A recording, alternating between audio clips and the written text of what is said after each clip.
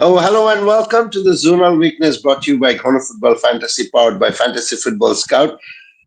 I don't know, I'm saying this after a very, very long time, so it feels like, it's been ages since I've done it. Kind of had to repeat myself and remind myself, like, this is what I used to say. So it's good in one way, but at the same time, it's a bit of an excitement, but at the same time, a bit of a nervousness to be back again. But yeah, welcome, Sankalp. Good to see you, brother. Good to see you as well. Yeah, it's been a while, right?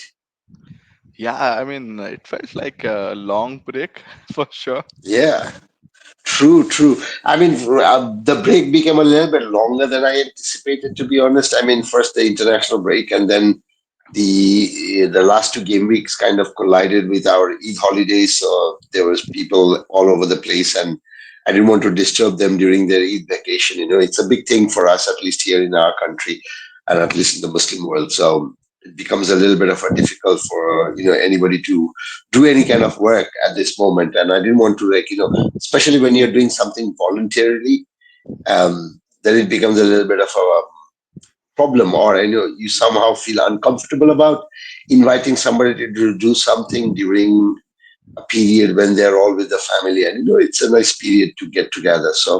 Yeah, So that 2 weeks kind of didn't do any content, and then it further stretched that break a little bit longer, and I was traveling at the same time. So yeah, it just felt like as if I'm coming back after nearly a month, to be honest. But yeah, it's good to be back. It's good to be yeah, back, and we have the double game week, and I'm glad to have you, Sankar, with us. And audience, of course, it's so good to be back, and thank you so much for patiently asking or inquiring about the zonal weakness. By the way, apologies, my voice sounds a little bit strange because I have a bad cold, so please accept my apologies for that. But yeah, it is what it is. I didn't want to say like I'm sorry, but I don't want to do the zonal today because I have a cold. I think that would annoy some of our followers, right? Because for continuously 3 weeks you don't get anything, and then you're hoping for it, especially at a crucial period like this when you have the double game mix and the people are planning to play chips and stuff. But this is the double zonal weakness for the double game week 32. So it's good to be back again. And of course, all the stats that you see are from the Fantasy Football Scout members area. And if you're interested in the, what you call it, the data, then please do subscribe and click in the link in the description below, and you would get a 30% discount. And it's still ongoing. By the way, I just came across a news that Mark Sullins is leaving Black Box, and he's joining FPL team, I think, or he's joining the Premier League team. So good things probably for FPL coming next season. Let's just expect, because Mark, with his absolutely genius ideas, might just be seen now across FPL, and I think he understands the FPL sentiment and the pulse, because he's the goat beyond doubt, and I'm not going to question him. But what I'm trying to say is, like, he finds himself in a sort of a situation where he knows what the Premier League thinks, but at the same time he has a very good grasp of what the managers want. So the pulse is there. So I'm expecting something really good to come out of it. But yeah, we're going to miss him in the black box. So that's that. So yeah, I think the fantasy football scout will continue anyway. So let's move on, and let's see what the journal is there for Sankalp for you to decide. So let's move on to the next slide then, and let's see was there. Okay, so this is the double game week for game week 32, and I know there are teams that are doubling, but I'm not going to elaborate on all that. I have Sankalp there with me. Sankalp, I'll leave it to you on your expertise. So over to you, Sankalp. sure. I think we start with the Newcastle folks. I think plenty of Isaac captainers there, but the zonal weakness is not really highlighting Isaac for either of the matches, and that's interesting, right? They are going to face United as well as Palace. So the only person that I see and I think is going to be really high on everyone's chart nowadays is Murphy. Murphy did score a goal in the last week as well, has a double digit return, and then suddenly you are getting highlighted by the zonal weakness means a lot more transfers coming in. Right, especially the wildcarders, I think can take a punt on Murphy. Next up, we have Palace boys, and again, I think an alternate differential shout with Mateta. not really highlighted here, but Eze is pretty popular pick, and at least from a crosses point of view, you can see Eze getting highlighted. Right. Okay. So that's the double game week, and there's not much really, to be honest, because nobody's really standing out there, to be honest. But interesting, it's going to be still, despite the zonal. I'm sure a lot of people are still going to go with Isaac, triple captaincy. I'm going to ponder over it now that I've seen the zonal data. But these are the team for the single game week, so I'll leave it to you here with a little bit of white that's there. Yeah.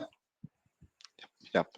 So next up we have Manchester City, who are at home to Palace, and you can see only Foden and Nunes getting highlighted here. Again, I think Palace have been doing pretty well in the last few weeks, and that's getting reflected in the zonal weakness side of things. Right, Mamous is a popular pick, I think nowadays, but not really coming out for this week. Next up, we have Liverpool at home to West Ham, and I think this is where all zonal, weakness is getting highlighted, and primarily because I think there's some sort of element of rebound after last week's debacle from Liverpool. But you have Salah, the usual suspect, Salah's second spot. You have Hakpo or Diaz, depending on who starts at the first spot, and Jota, in case chances get created. So fairly strong Liverpool game week. Again, not a double game week for them, but especially if you are selling them out on a double game, on a wild card, I think it's something for you to think about, right? Next up, we have Chelsea at home to Ipswich. Um, Palmer has not been playing recently, hasn't really done something for some time now.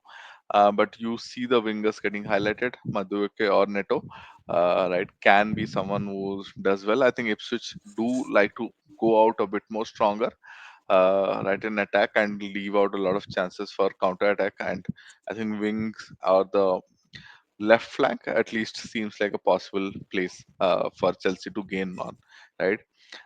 Headers conceded, Jackson is getting highlighted. Again, from crosses point of view, you have Madhukar, Neto. I think Neto, Jackson, these are good differential category purely from this week side of things, right? You have Arsenal getting highlighted against Brentford after really long time. Maybe it's the Champions League magic, right? But I can see Merino in the third spot, and it's such a good striker we have in Mikel Merino, so there's no complaint there. Saka and Nwaneri there in the second spot. I don't expect Saka to start, given the fact he's still not really fit. He had a knock during the Champions League match, so I expect him to come off the bench. So Nwaneri can continue to be a good punt for the people who have went with him at least. Right. Next up, we have United versus Newcastle. United are going away to Newcastle. No one really getting highlighted except Garnacho or Dogu. I think that's one area where they can go for a lot of crosses. Again, I've not seen Garnacho put in a lot of crosses. He's a guy who generally goes for his shots, but maybe this is the week, right? Bruno remains a guy with tremendous form. So if you have him, I think you still play him, but not getting highlighted by the zonal weakness, right? Next up, we have Villa. Villa had a disappointing Champions League match yesterday night, but Watkins or Asensio, depending on who starts at the front. You have Rogers, who scored a wonderful goal against PSG, up there, or Rashford, right, depending on who starts. Right, interesting to see Rashford in the Villa squad. I don't know what happens next week, but I think he's been doing well. He has a point to prove, and I think he's a really good punt to have, especially this week against Southampton, who are more or less relegated, right? Next up, we have Brighton. Brighton at home to Leicester. Again, really good matchup, I would say. Mitoma, if he's starting, or Adingra, you have Minte, who has been doing pretty well. But I think from attacking point of view, Brighton have been struggling a bit more of late, and no really good names coming out. But Pedro is there in the sixth spot, so you never know, right? So these are differentials. I think good differentials to have, especially with the matchup in mind. Mitoma, Minte, Pedro. I think decent names. Next up, you have Spurs going, I think, going away to Wolves. This is generally a matchup that I remember Wolves doing well. Somehow in my mind, it's like, Spurs versus Wolves. Somehow Wolves does well, and somehow even the zonal weakness agrees. No one is really getting highlighted, and Spurs have had a lot of issues of their own. Right, but Johnson did score, I think, a brace in the last week, and Yes. generally a guy who gets into to the end of things, at least for Spurs. If you have someone like Johnson, I wouldn't sell him, but not really a great matchup. Right. It is. I mean, for me, the only concern was Saka, which you kind of already answered. So I'm not going to touch upon that anymore. But here is the next slide with the other teams that are going to face the single game week. So over to you, Sankar. Yeah, we have Bournemouth who are at home to Fulham, and Bournemouth has been such a popular picks, I think, from FPL point of view this season. Evan Nelson is getting highlighted from a header's point of view, and you have the crosses. You have Utara or Kirkes. I think Kirkes has been really good pick for the last many weeks, and has that potential to put in a really good cross. So that Evan Nelson Kirkes combination, I think, something you can take a look at. Similarly, you have, I mean, the reverse fixture is Fulham who are going away to Bournemouth, but Jimenez or Muniz, both are highlighted here. It seems Bournemouth do get, concede opportunities from the central zone at least, right? Next up, we have Forest, who didn't have a great last week, but are up against Everton at home. I think this is a good matchup, especially if Wood starts. I've checked his fitness, but if Wood starts, else you have someone like Hudson Odoi or Elanga who can take up those central places, right? Hudson Odoi is really getting highlighted. Is same with Nico Williams, uh, by zonal weakness, right? Similarly, Nottingham Forest have been conceding a bit of chances, I think, thanks to the recent matchups that they have had. And Everton, you have Harrison getting highlighted. Similarly, on the other flank, you have Ndiaye, Mikolenko, and even Tarkowski from a header's point of view. So both Wood and Tarkowski are getting highlighted. So it can be a week where the headers are going to the deciders for the matchup at least, right? Hmm. Uh, Brentford, they are away to Arsenal. Of course, no one getting highlighted primarily because of Arsenal defense. But you can see, I think Mbuemo is looking the better of the attack, but not a great shout out for sure. Southampton against West Ham against Liverpool. No one really getting highlighted there. Not even the usual suspects. So I think nothing to speak about. Wolves, you have Sarabia or Semedo who are getting highlighted by the zonal weakness, purely from a crosses conceded or chances created point of view. Uh, Next up, you have Southampton against Villa. And Villa have not been great in the defense. At least that's what the PSG match also showed us. Who knows? Southampton have found a way to score at least recently, and you have almost all the players, all the attacking players highlighted, be it Aribo, Sulemana, Dibling, Walker Peters side. So some great punts there, especially for wildcarders who have opportunities to, or who would want to pick up some cheap guys, right? I think there are few matchups which provides us those options. Yeah, what's surprising about Southampton is that they end up scoring one goal and kind of takes away the clean sheet point that you're really expecting against them. And it's that one goal. It's just that one goal. And usually that one goal happens to be at the very beginning of the match. And then they end up losing the match. And then it's like, everything has happened. And it's just that your clean sheet is gone. Yeah, your defense, we thought like, okay, Southampton, okay, let's just put him there. I'm going to get a clean sheet here. Sorry, that doesn't happen. So Southampton has that habit of doing it. So I'm not expecting Southampton to. I mean, sorry, Aston Villa to actually keep a clean sheet again. But you never know. Again, you never know. Yeah. Anyway, let's move to the team of the week, and I think that after that we are more or less done. So over to you, Sankar, with the team of the week. What do you think about this? Yeah, we have Watkins, and I think Isak is there in the middle, uh, right? It's Watkins twice. Uh, so Watkins, Isak, Mateta, Mitoma, Rogers, Eze, Murphy. Trippier, Estupinian, or the Brighton goalkeeper, yes, and Munoz, Yeah. right?